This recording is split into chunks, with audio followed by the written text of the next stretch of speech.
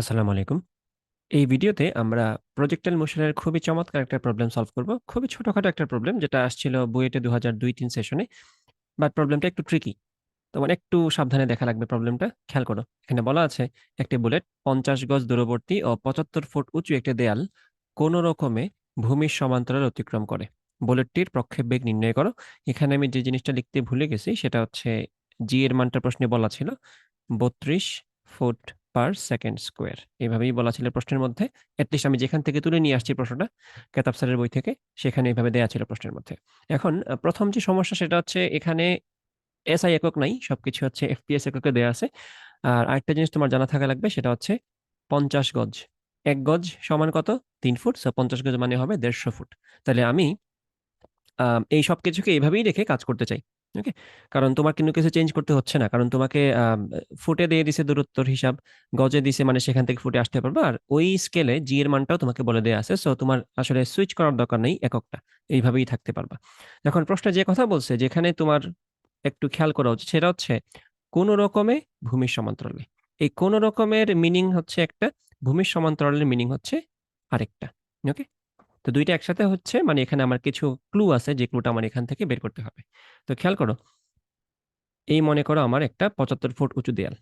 ঠিক আছে? সেই দেয়ালটা যেখান থেকে আমি বস্তুটাকে নিক্ষেপ করছি বা প্রক্ষেপ করছি, সেই দূরত্বটা হচ্ছে কত? ৫০ গজ। দ্যাট মিনস আমরা তো হিসাব জানি ১ গজ সমান ৩ ফুট, সো ৫০ গজে হবে ১৫০ ফিট। এই যে 150 ফিট। এখন এই দেয়ালটা হচ্ছে ৭৫ ফিট হাইটের। ওকে? তখন কি বলছে দেখো? এই প্রজেক্টাইলটা বা প্রাসটা কোন রকমে ভূমির সমান্তরালে অতিক্রম করে। এখন কোন রকমে অতিক্রম করা এই কথার মানে কি? মানে বস্তুটা যখন এই দেয়ালকে অতিক্রম করবে তখন কিন্তু বস্তুটা এরকমভাবে যাচ্ছে না। ব্যাপারটা বুঝিয়ে ভালো করে। বস্তু যখন দেয়ালকে অতিক্রম করছে, সে কিন্তু এইভাবে যাচ্ছে না। এভাবে গেলে এটার মানে কিন্তু আর কোন রকমে যাওয়া না। এটা হচ্ছে মোটামুটি ভালোভাবেই সে যাচ্ছে। কোন রকমে যাওয়া মানে যখন বস্তুটা দেয়ালকে অতিক্রম করে তখন সে জাস্ট ওই দেয়ালের হাইটে থাকে। জাস্ট দেয়ালের হাইটে। এটার মিনিং হচ্ছে কোন রকম। আর ভূমির সমান্তরাল মানে কি? সেটা তো আসলে সবাই জানো। যখন সে দেয়ালকে অতিক্রম করে তখন তার বেগের দিকটা ছিল অনুভূমিক বরাবর। তো এই ২ টা জিনিস একসাথে কম্বাইন করলে তুমি ২ টা ইনফরমেশন পেয়ে যাবা। সেটা হচ্ছে যখন আমাদের এই বস্তুটা দেয়ালকে অতিক্রম করে তখন তার হাইটটা ছিল ৭৫ ফুট এবং সে তখন ভূমির সমান্তরাল ছিল। দ্যাট মিনস আমাদের এটা হচ্ছে আমাদের প্রাসের গতির কনসেপ্ট থেকে মনে করা লাগবে। সেটা হচ্ছে আমাদের প্রাসের গতি যেহেতু সিমেট্রিক, যেহেতু বাতাসের বাধা নাই, তার গতিপথটা একদম পারফেক্ট একটা পরাবৃত্তের মতো। ঠিক আছে? তো সেই ক্ষেত্রে ভূমির সমান্তরাল সে থাকে কখন? যখন একদম সে মিড পয়েন্টে থাকে, একদম মাঝখানে তার বেগের দিকটা থাকে অনুভূমিক বরাবর, অর্থাৎ তখন সে সর্বোচ্চ উচ্চতায় থাকে। তো এটা নিশ্চয়ই বুঝে গেছো যে আমাদের এই প্রাসের ক্ষেত্রে ৭৫ ফুটটা হচ্ছে সর্বোচ্চ উচ্চতা। কারণ কারণ ওই সময় বস্তুর বেগটা ছিল অনুভূমিক। কারণ সে ভূমির সমান্তরাল ছিল। তাই না? তাহলে এখন তুমি এটাও বুঝে গেছো যেহেতু সর্বোচ্চ হাইটে সে যখন পৌঁছায় তখন সে এক্স অক্ষ বরাবর অর্ধেক দূরত্ব অতিক্রম করছে। কারণ সর্বোচ্চ উচ্চতা তো একদম মাঝখানে থাকে। তাই না? সো এইদিকে যদি হয় আমার 150 ফিট, তাহলে বাকিটুকু নিশ্চয়ই 150 ফিট। যেহেতু পুরো জিনিসটা সিমেট্রিক, এই পাশে 150 হইলে এই পাশে 150 থাকা লাগবে। সো আমরা বলতে পারি ওভারঅল এখান থেকে যে আমাদের আর এর মানটা কত? সেটা হচ্ছে 300 ফিট।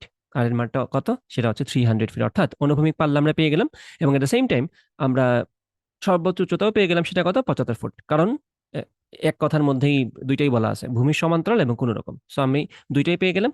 সো এখন আমরা এটা ব্যবহার করে আমাদের যেটা চাচ্ছে প্রশ্নের মধ্যে সেটা কি? বুলেটটির প্রক্ষেপ বেগ এবং দিক ২ টাই বের করতে হবে। তো আমরা ১ম এ যা পেলাম সেটা লিখে ফেলি যে আমাদের এই প্রাসের অনুভূমিক পাল্লা হচ্ছে 300 ফিট এবং প্রাসের সর্বোচ্চ উচ্চতা হচ্ছে 75 ফিট। ওকে? এখন আমরা সূত্র ফলো করি। প্রশ্নে চাচ্ছে কি? প্রক্ষেপ বেগ। আমাদের যে নিক্ষেপ করছি যে বেগে, এই যে এই বেগে মনে করে নিক্ষেপ করছি সেটা মনে করি ইউ এবং তাকে আমি নিক্ষেপ করছিলাম থিটা নট কোণে। সেই ২ টার মানই আমার কাছে সে চাচ্ছে। ওকে? এখন আমরা সূত্রটাতে চলে যাই। খেয়াল করবে একটু। আমি যদি এখন তোমাকে বলি যে আ অনুভূমিক পাল্লার সূত্রটা কি? একটু মনে করে দেখো। অনুভূমিক পাল্লার সূত্র কি ছিল? U squared sine 2 theta naught divided by g. আর সর্বোচ্চ উচ্চতা সূত্র কি ছিল? সেটা ছিল u squared sine square theta naught divided by 2জি। এখন তুমি এক কাজ করো। যেহেতু তোমার বের করতে হবে ইউ এর মানও বের করতে হবে, আবার থিটার মানও বের করতে হবে। তুমি এখানে একটা ট্রিক্স ফলো করতে পারো। সেটা হচ্ছে তুমি এই যে সাইন 2 থিটা নট এই জিনিসটাকে একটু ভেঙে ফেলো। ভেঙে ফেললে কিন্তু একটা সুবিধা তুমি দেখতে পারবা তোমার নিজের সামনেই। তো খেয়াল করো কি লিখা যায়? এটাকে লেখা যায় সাইন 2 থিটা মানে তো আমরা সবাই জানি 2 সাইন থিটা কস থিটা। তো 2 টা সামনে রাখো।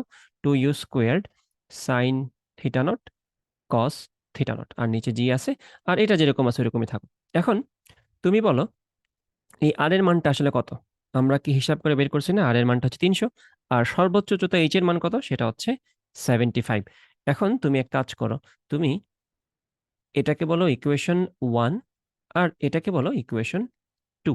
তো তুমি এক কাজ করো, ইকুয়েশন এই যে 1 কে ইকুয়েশন 2 দ্বারা ভাগ করো। মাথায় রাখবে আমরা ইকুয়েশন হিসেবে ইকুয়েশনের অংশ হিসেবে কি কি নিচ্ছি? এই যে 300 সমান এই জিনিসটা, আর ইকুয়েশন 2 এর হিসেবে নিচ্ছি 75 সমান এই জিনিসটা। তো আমরা এখানে লিখে দিই ইকুয়েশন 1 ডিভাইডেড বাই ইকুয়েশন 2 সমান কি?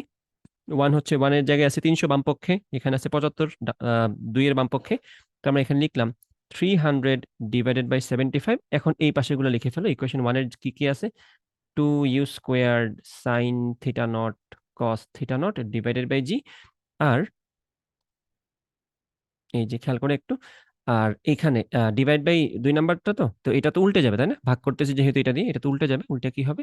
এই পাশে আসবে 2g ডিভাইডেড বাই নিচে থাকবে কি u squared sine squared theta not.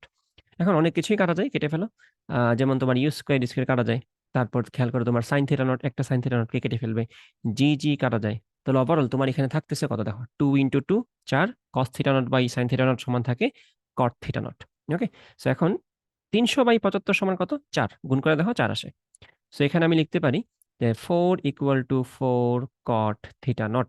তো আশা করি ব্যাপারটা বুঝে গেছো। আমি যদি 4 সমান 4 কট থিটা নট বলতে পারি, তো এখান থেকে বলা যায় কট থিটা নট সমান 1। তো আমাদের যেটা ভাল লাগে সেটাতে আমরা চলে যাই, টেন থিটা নট সমান 1। সেখান থেকে বলা যায় থিটা নট সমান কত?